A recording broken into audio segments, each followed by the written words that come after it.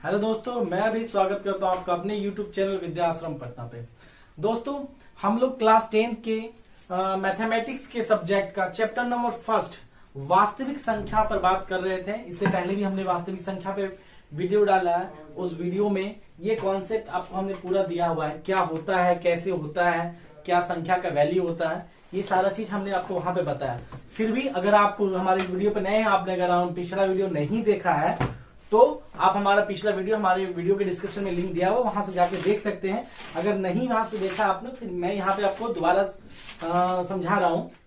दोस्तों, अगर आप हमारे YouTube चैनल पर नए हैं और आपने अभी तक हमारा चैनल सब्सक्राइब नहीं किया, तो दोस्तों आप प्लीज और प्लीज सब्सक्राइब कर लें। अगर आपको ये वीडियो लग रहा है कि हमारा वीडियो आपके लिए लाभदायक साबित हो रहा है, फायदेमंद साबित हो रहा है, तो हमारे इस चैनल को शेयर जरूर करें और दोस्तों के बीच सब्सक्राइब करवाएं। दोस्तों चलिए दोस्तों, अब हम लोग बात करते हैं वास्तविक संख्या। जो पिछला वीडियो था, मेरा पिछला वीडियो इस 5 संख्या पे डिपेंड था। मैंने आपको डिटेल में बताया था। मैं एक बार फिर आपको दोहरा देता हूं, ठीक है।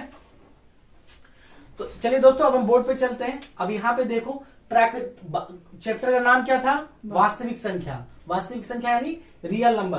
तो रियल नंबर के लिए, आपको रियल नंबर पढ़ने के लिए, वास्तविक संख्या पढ़ने के लिए, तो सबसे पहले बात, इस संख्या का बेसिक कॉन्सेप्ट आपके पास होना चाहिए। क्या होना चाहिए? संख्या का बेसिक कॉन्सेप्ट आपके पास होना चाहिए। तो यहाँ सबसे पहला कौन सा संख्या था? प्राकृत संख्या था। प्राकृत संख्या यानी 1 2 3 4। कल भी हमने मार्कर वाला तुमको एग्जाम्पल दिया था कि भैया मेरे हाथ में 3 मार्कर है, तो अब हम उसको 1 2 3 करके गिनेंगे, तो यहाँ पे कौन सी संख्या कहला गई? प्राकृतिक संख्या कहलागी। फिर अब प्राकृतिक संख्या कहलागी, अब दूसरा क्या हो गया मेरा? पूर्ण संख्या हो गया, यानी होल नंबर हो गया।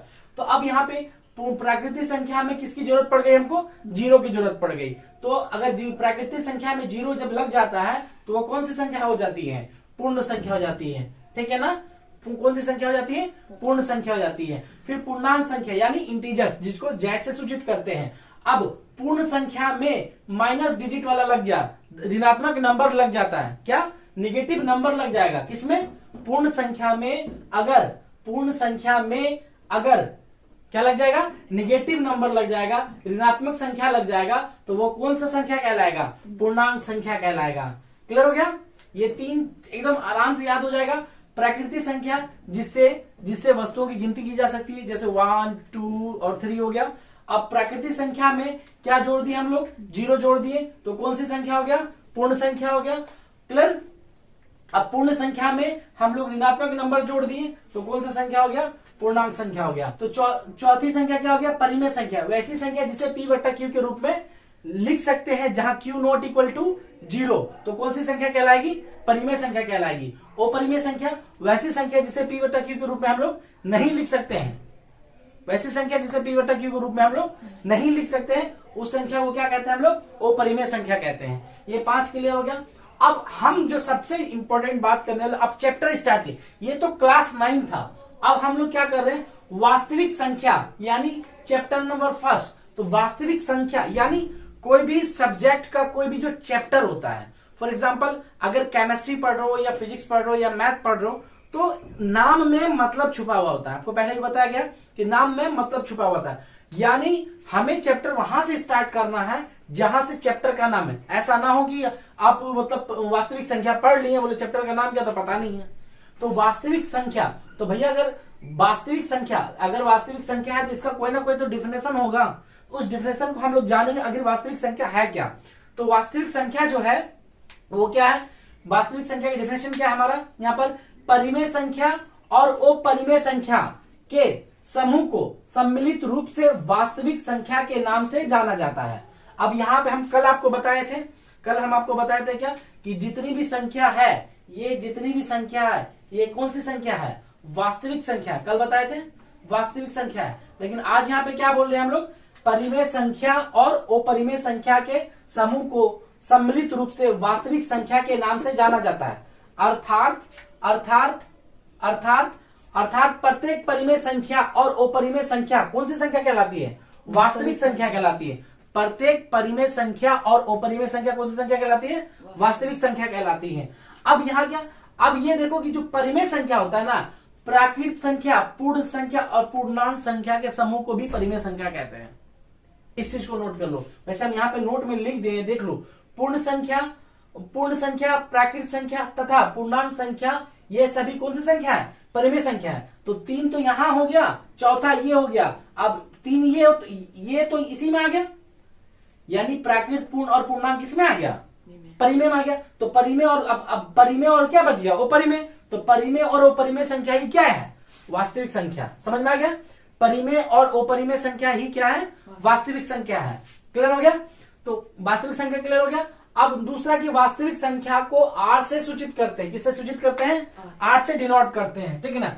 वास्तविक संख्या का सूत्र a बराबर बी क्यू प्लस आर है। अब ये देखो, ये है कुछ नहीं, खाली भारी लग रहा है। ये अगर बच्चे में अगर आप भाग पढ़े होंगे, भाग यानी डिवाइड अगर पढ़े होंगे, तो डिवाइड में ये चीज आप देखे होंगे कि भाज बराबर भाजक गुना भागफल का प्लस क्या हो जाता है? शेष हो जाता है। ये बच्चे में भाग को प्रूफ करने के लिए आपने पढ़ा होगा। तो भाज का मतलब क्या?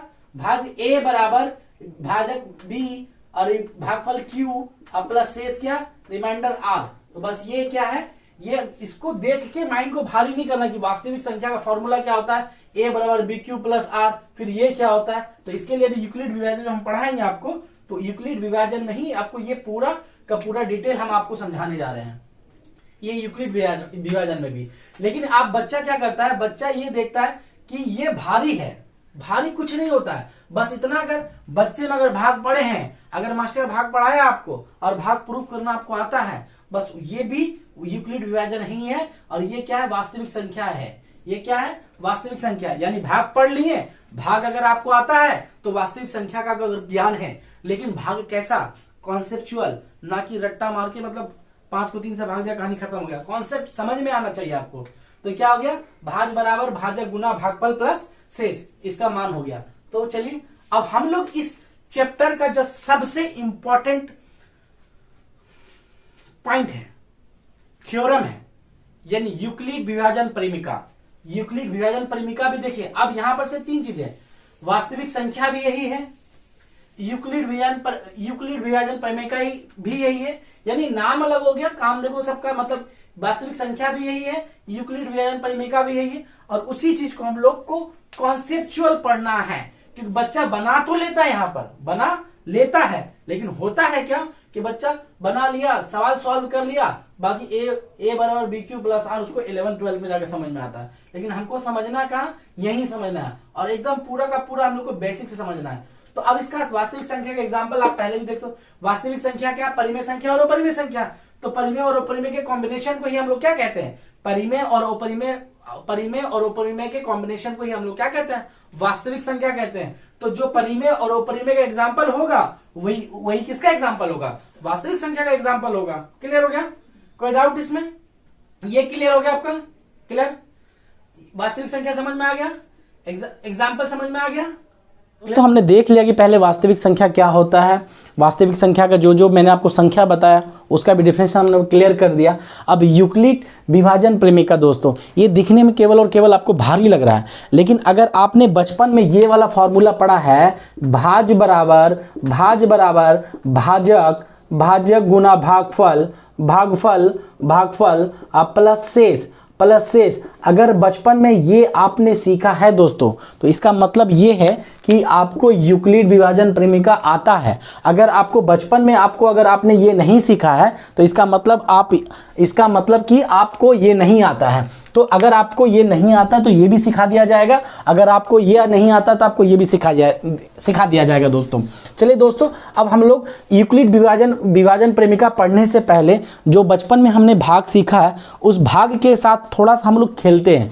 खेलने का मतलब दोस्तों, यहाँ पे आप देख सकते हैं, इसको हम लोग डिवाइड दे रहे हैं और ये 3 आ जाता है, यहाँ पे 15 आ जाता है और यहाँ पे 3 बच जाता है शेष, यहाँ पे 3 आ जाता है, यहाँ पे 21 आ जाता है, यहाँ पे 1 बच जाता है शेष, यहाँ पे 7 आ जाता है, यहाँ पे 63, यहाँ पे 0 बच जाता है शेष।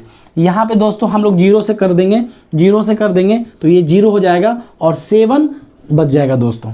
ठीक है, अब हम लोग इसको देखेंगे दोस्तों कि हम लोग जानते हैं कि इस चीज़ को हम लोग भाज कहते हैं, इसको भागफल कहते हैं, इसको दोस्तों भाजक कहते हैं, दोस्तों इसको भाजक कहते हैं, भाजक कहते हैं, और इसको शेष कहते हैं। अब यहाँ पे हम लोग डिनोट करते हैं शेष को दोस्तों हम लोग r से सूचित करते हैं, और भागफल को हम लोग q से सूचित करते हैं, और भाज्य को हम लोग a से डिनोट करते हैं, और भाजक को हम लोग b से करते हैं। तो दोस्तों आप इस चीज़ पर गौर कीजिए कि a equal to B Q plus R, ये एक equal to B Q plus R है क्या? ये एक a equal to B Q plus R Euclid विभाजन प्रेमिका है। इसी चीज़ को हम लोग को यहाँ पे प्रूफ करना और समझना है। तो आप देख सकते हैं दोस्तों, मैंने अभी एक फॉर्मूला आपको बताया था, भाज बराबर भाजक गुना भागफल प्लस शेष। तो उसी चीज़ को हम लोग यहाँ पे अप्लाई करते हैं दोस्तों। अगर ये चीज़ आपको प्रूफ करने के लिए आता है कि भाज बराबर भाजक गुना भागफल प्लस शेष, तो आप इसको आराम से प्रूफ कर लेंगे। क्योंकि देख लीजिए हम लोग यहाँ पर भाज को डिनोट हम लोग किसे करते हैं? ए से, और भाजक को डिनोट करते हैं बी से, भागफल को डिनोट करते हैं क्यू से, और शेष को डिनोट करते हैं आर से। इस चीज़ को आप दोस्तों गौर से देखिए, आप इस चीज को देख लीजिए। अब दोस्तों यहाँ पे हम लोग देखेंगे, अब हम लोग को गौर क्या करना है दोस्तों? गौर करना केवल और केवल आर के मान पर, इस चीज के लिए दोस्तों। किस पर? आर के मान पर। अब यहाँ पे देख लीजिए आर का जो वैल्यू है दोस्तों, हमेशा शेष का जो वैल्यू होगा दोस्तों, हमेशा भाजक से छोटा होगा। मतलब आर का वैल्यू हर हाल में, आर का वैल्यू हर हाल में वो क्या होगा? बी से छोटा होगा। यानी बी का वैल्यू बड़ा होगा, आर का वैल्यू छोटा होगा। अगर कहीं ऐसा हो जाता है दोस्तों कि ये हमारा छोटा होता है और ये हमारा बड़ा रह जाता है, तो इसका मतलब ये कि हमने भाग पूरा दिया नहीं है, हमें भाग पूरा देने की जरूरत है। लेकिन यहाँ पे आप देख सकते हैं कि ये 3 छोटा है किससे? 5 से, अर्थात r छोटा है किससे? b से। इस यहाँ भी आप देख सकते हैं r छोटा है किससे? b से। यहाँ देख सकते हैं r किसके बराबर है दोस्तों? 0 के बराबर है। और यहाँ पे r किसके बराबर है? 7 के बराबर है। अब यहाँ पे इसका मतलब देख सकते हैं दोस्तों कि r का मान कभी भी निगेटिव में नहीं होगा। आर का मान या तो 0 के बराबर होगा या तो 0 से बड़ा होगा। आर का मान 0 के बराबर होगा या तो 0 से बड़ा होगा। तो देख सकते हैं दोस्तों कि ये आर का जो वैल्यू है, हमेशा ये देख लीजिए दोस्तों, आर का वैल्यू किसके होगा? 0 से बड़ा होगा। आर का जो वैल्यू है 0 से बड़ा होगा। एक स्थिति में दोस्तों ये 0 के क्या हो जाएगा? बराबर हो जाएगा। और इससे पहले हम लोग ये जान रहे हैं कि आर का जो वैल्यू है हमेशा छोटा होगा किससे? बी से। तो इन दोनों को कंबाइन में अगर हम दोस्तों लिखेंगे तो कैसे लिखेंगे? इन दोनों को कंबाइन एक साथ हम करेंगे तो कैसे करेंगे दोस्तों? ये तो पूरा का पूरा आपने समझ लिया। अब ये यूक्लिड विभाजन में इसको समझना है दोस्तों। तो दोस्तों इसको समझने के लिए हम लोग एक बार देखते हैं। यहाँ एक्चुअली हमारे पास स्पेस की कमी है दोस्तों, इसीलिए मैं यहाँ पर से इसे मिटा देता हूँ क्योंकि हमारे पास स्पेस की कमी है। अब दोस्तों ये देख सकते हैं हम लोग कि अब हम आपको ये बताने जा रहे हैं दोस्तों कि आर का जो वैल्यू होगा हमेशा बी से हर हाल में दोस्तों छोटा होगा। आर का जो वैल्यू होगा हमेशा b से हर हाल में छोटा होगा। यानी b का जो वैल्यू होगा हमेशा हर हाल में r से बड़ा होगा। तो अगर ये r से बड़ा है दोस्तों, और दूसरी स्थिति में आपने देखा था कि एक जगह r का मान 0 भी निकला था, तो r का मान दोस्तों कभी नेगेटिव नहीं आ सकता, कभी भी नेगेटिव नहीं आ सकता। तो नेगेटिव नहीं अगर आ सकता, आप इंटीजर्स पढ़ चुके हैं, यानी 0 1 2 3 4 और ये -1 -2 -3 इधर। तो अगर ये नेगेटिव नहीं आ सकता, ये पोर्शन तो खत्म हो गया दोस्तों, बचा ये पोर्शन। यानी आर का जो वैल्यू होगा या तो 0 होगा या तो 0 से बड़ा होगा। तो इस चीज को हम लोग ऐसा दोस्तों कर सकते हैं कि आर का वैल्यू हमेशा हर हाल में 0 से क्या होगा? बड़ा होगा। और एक स्थिति के लिए 0 के बराबर निकला था। अब दोस्तों इन दोनों को हम कंबाइन करते हैं, कंबाइन करके एक साथ लिखते हैं। तो अगर कंबाइन करके हम लोग एक साथ लिखेंगे दोस्तों, तो ये 0 आर और ये दोस्तों b। आप देख सकते हैं अगर आपको भाग आता है, बचपन में आपने भाग पढ़ा है, तो हमने ये भी आपको साबित करके दिखा दिया है और ये भी साबित करके दिखा दिया है। अब यूक्लिड विभाजन प्रेमिका कहता है क्या दोस्तों? दो धनात्मक पूर्णांक, यानी धनात्मक पूर्णांक a और b दिया है रहने पर ऐसी अद्वितीय पूर्ण संख्या q और r विभाजन है कि a बराबर bq प्लस r।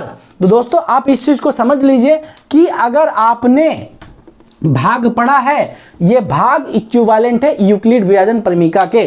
और आपको मैंने यहाँ पे साबित करके दिखा दिया है ये टोटल चीज। इससे पहले हमने आपको बता भी दिया कि वास्तविक संख्या क्या होती है, वास्तविक संख्या क्या होती है, सारी संख्या के बारे में आपको बताया है। आपने उस क्लास को, हमारे पिछले वीडियो को भी देखा है। अगर आपने हमारे पिछले वीडियो को नहीं देखा है दोस्तों तो जाइए, मैं आपको डिस्क्रिप्शन में लिंक दे दूंगा और उसके बाद आप यूक्लिड विभाजन प्रेमिका को देखिए, समझिए। फिर भी अगर आपको समझ में नहीं आता है तो दोस्तों हम आपको डिस्क्रिप्शन में व्हाट्सएप नंबर दे देंगे, आप वहां से डायरेक्ट जाके हमसे आके पूछ सकते हैं।